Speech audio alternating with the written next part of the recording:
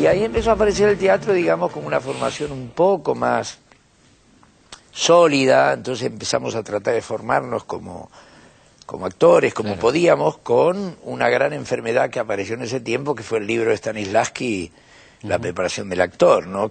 Una enfermedad, decís. Y en una enfermedad, porque era el único libro que llegó, que era memoria, y la gente se creía que el teatro era ese libro. Memoria emotiva. Claro, y todo eso, sin los otros libros, ¿viste? La gente hablaba abajo, lloraba así, y dice, ¿para qué sirve todo eso si el tema es el público? Claro. Y después de 20 años aparecieron los otros libros de Stanislavski y ahí, bueno, se abrieron un poco más las puertas. En ese momento era un teatro... Aparte se tomaba como una ortodoxia, ¿no? Como una ortodoxia, y era una enfermedad, ¿viste? En donde no aparecía el otro elemento, que es, evidentemente, la técnica externa y la interna tienen que estar en el mismo momento. Pero ahí aparecía gente que lloraba, las emociones, memoria sensorial, ¿viste?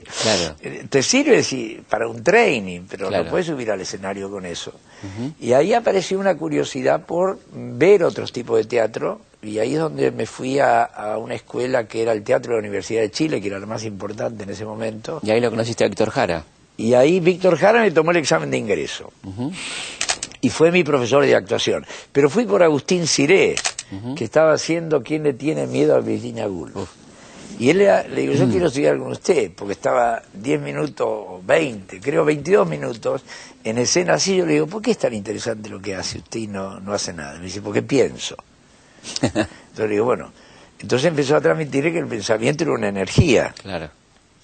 No era algo oculto. Entonces ahí empezamos a ver, y era en un bar, hay un tipo pensando, y evidentemente el pensamiento es una energía visible. No es algo invisible. Yo no sé, o no se rompen los autos, o a la gente le gusta caminar, qué sé yo. No sé. ¿Usted sabe por qué todos los autos que andan por la calle están sanos? Porque los otros, la gente los usa, los rompen, los guardan y caminan. ¿Sí? ¿Sabe para qué? Para ayudarle al país. Ahorran combustible. Y ahí me interesó, y ahí empecé a trabajar un poco en el ITUCH, casi 2 años. Neruda creo era senador en ese momento, ¿no?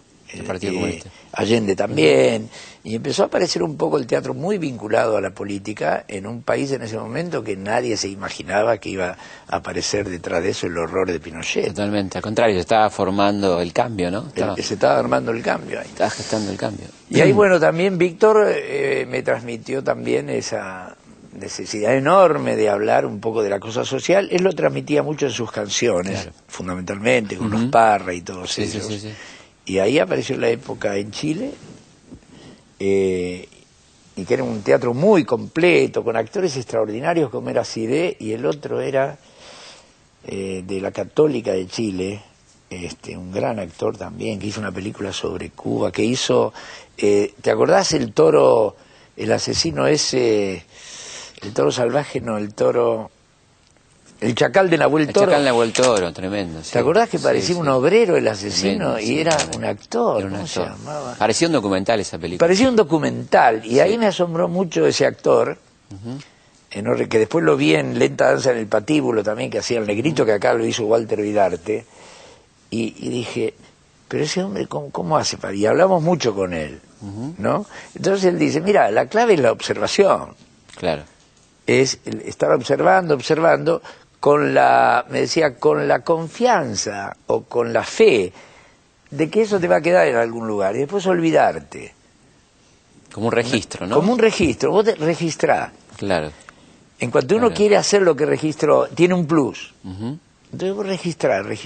Entonces él se confundía con la gente y hacía lo que su memoria del registro le hacía hacer una manera de hablar y de caminar, ¿no? Entonces era muy interesante. Que era diferente a aquella memoria emotiva. Total. Claro.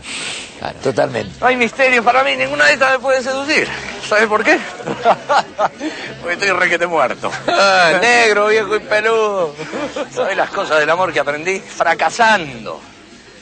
Pensé que ningún tipo me podría reemplazar, nunca. La última vez fue con Virginia. ¿Quiere que se las cuente? Y cuando ingresamos un poco más al mundo de Stanislavski, que después fuimos con Fernández al Congreso de París, donde los mismos rusos decían que en realidad el Stanislavski que vio Occidente era un Stanislavski traducido por la censura rusa. Entonces, la palabra psicología no la permitían, sentimiento tampoco. No porque no lo quisiera decir, sino porque no podía. Sino porque era el materialismo socialista, el materialismo, ¿viste? Claro. Entonces había palabras que Stanislavski nombraba y las traducían igual. Claro. Entonces, acciones físicas elementales no quiere decir acciones físicas en el ruso, eran acciones psicofísicas que hablan de lo que le pasa al hombre en su interior. Completamente. Entonces la palabra psicofísica cambia completamente el concepto. No le ponían psiquis, claro, porque odiaban el psicoanálisis, no sé por qué. Y en ese congreso de París nos dimos cuenta que se llamaba el desconocido Stanislavski. Y los mismos rusos decían que no. Entonces nos vendieron una imagen de Stanislavski hermosa, ese profesor, y en realidad pobrecito chupaba whisky, fumaba, los actores se le iban, ¿no? Claro. Y la mujer de Chejo le decía, anda a verlo a Stanislavski, que está muy mal, está encerrado, nadie le hace caso. Y cayeron a París en un momento interesante, ¿no? Y ahí caímos en un momento en donde, bueno, se estaba explorando todo lo que significaba la expresión teatral desde el punto de la expresión.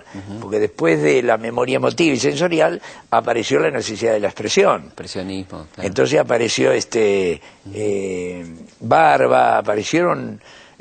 Grotowski, aparecieron aquellos que iban a la expresión, básicamente contando la transpiración del hombre frente al espectador, pero con la expresión como, digamos, con factor esencial. Yo he oído a mucha gente que explica las cosas con palabras, dicen esto es blanco porque esto es negro, pero sin embargo si sacamos el blanco y el negro no queda nada, o queda el rojo de la sangre, y detrás de todo el silencio de Dios. Cuando volvieron crearon todo un instituto de... Un instituto de formación, donde también investigamos mucho a Bertolt Brecht, en el sentido de que cuando él hablaba del distanciamiento, y evidentemente Brecht no decía que no hay que contar la vida, él decía, distanciate, yo soy Lito, ¿no? Ahora, cuando me ponga así...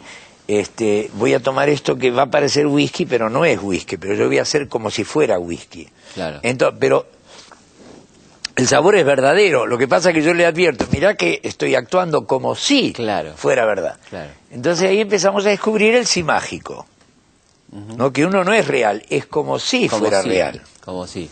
¿No? Claro. Entonces el como si es donde empezó un poco a marcarnos nosotros, no solamente en ese aspecto, sino en todos los órdenes de la vida, ¿no? Uno va a buscar trabajo y reacciona como si fuera inteligente, si no, no te toman, ¿no? Y te disfrazás un poco para... ¿En cuántos momentos de la vida actuás, no? Y todo el tiempo. Claro. Cumplís un rol, digamos. Cumplís un rol. Entonces para eso necesitas ropa, ¿viste? Uno se va a dormir y te pones un pijama. Y haces como si tuvieras sueño para que venga algo. Entonces lo invocás. Entonces empezamos a explorar cómo el hombre se activa por algunas formulaciones que se hacen para conseguir alguna cosa en la vida, ¿no? Entonces, y para eso tenés cantidades de ropa, de vestuario. Y en el caso del teatro, ¿cuál es el estímulo? ¿El público? Y en el estímulo, el teatro sí, el público, pero con un ingrediente que lo estaba yo trabajando mucho ahora con los estudiantes, que es el problema de las clases, desde mi punto de vista, es que en la clase el estudiante está sumergido en él mismo y en la técnica, y está con el compañero, entonces espera algo del profesor y algo de los compañeros, pero no tiene el ingrediente de conquistar a los compañeros. No tiene el ingrediente de atrapar al público, entonces aprende sin el público, entonces no aprende. Porque el teatro son las tres cosas. Yo con mi relación conmigo, con mi compañero, y el público que ve todo esto y que lo tengo que tener ahí para que no se vaya. Seguro. Hay una persona en Pehuajó que solía ver a Smith. Lléveme, por favor. No, eso sí que no. Quiero ir, no confío en usted. No hacen bien no confiar en alguien que no conoce. Bueno, de todas maneras voy a tratar de ayudarte. ¿Te acuerdas cómo salir? No, te acompaño. Entonces empecé a trabajar en las clases de otra manera, donde a los 2 o 3 meses ya alquilamos un teatro y ya introduzco el elemento del público. Entonces, al estar el elemento que hace que yo viva de la profesión, lo tengo que de alguna manera conquistar. Seguro. Entonces la voz se pone de otra manera, ¿no? El cuerpo se pone de otra manera, aunque te salga mal. Claro, claro. Entonces uno empieza a aprender con el público, cosa que en otras profesiones es imposible. Por ejemplo, el pintor tiene que pintar en soledad. Sí. El pianista, si no tenés los dedos muy ágiles, no hay forma. Sí, sí, Entonces, eso trabaja en soledad. Pero el actor, a mí me parece que tiene como el nadador. Necesitas el agua para aprender a nadar. Y cuanto más dificultades tiene el agua, más aprendes. Con un público, con los públicos más complejos también. Y después aparecen los públicos más complejos. Y creo que los cantantes es igual, ¿no? En donde aparece la letra que entretiene, que cuenta un cuento. Y ahí apareció un poco mi, ¿cómo te podría decir? Mi interés por todas las áreas del teatro, ¿no? Por el tipo, sobre todo la dirección, y sobre el tema de la enseñanza, que es un tema de contagiar y de guiar, no de enseñar, ¿no? Pero con una fe y en que la persona ya es actor. Por lo menos ¿Te ha tocado decirle a alguien no servís para esto? Lo he hecho en algún momento, pero después me di cuenta que no, porque a veces digo, bueno, voy a esperar a esta persona, y de pronto se revela, sí, se revela en el buen sentido. Después me aparece algo y me dice, pero ¿cómo apareció? Entonces me di cuenta que ¿por qué la persona va a estudiar teatro? Como creo que las expresiones son las impresiones que tuviste en la infancia. Seguro. ¿Qué sé yo? Yo creo que un pintor en la infancia, por alguna razón genética o cultural, tenía la impresión de la realidad de los colores y las formas. El músico, los sonidos, fa, sol, el tenedor era una nota. Claro. Y esas impresiones pugnan por salir y se transforman en pintura, en formas, en sonido. Y creo que el actor jerarquiza en esa observación de la infancia las conductas humanas.